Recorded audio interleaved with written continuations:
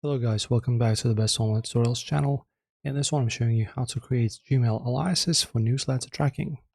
Alright, so Gmail completely ignores any characters following a plus sign in your username, but the server still reads the full string for routing. So the next time you sign up for a digest or a subscription, do not type your standard address.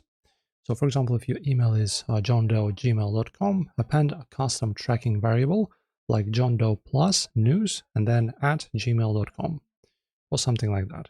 The verification email will land directly in your main mailbox instantly, completely bypassing the need to create a new profile.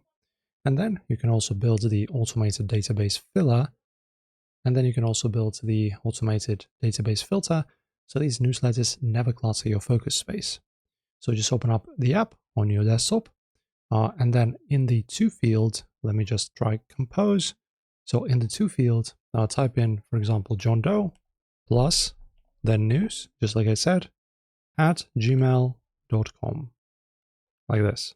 Okay. So you can just click on this button and there you go. Now you're sending this to.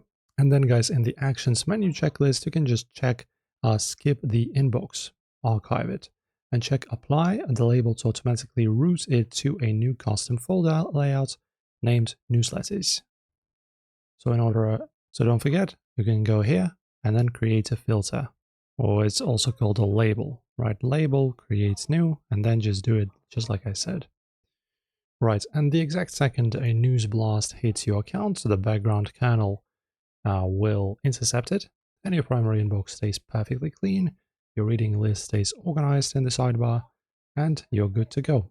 So that's it guys, this is how you do it. Enjoy the guide, don't forget to like and subscribe as well.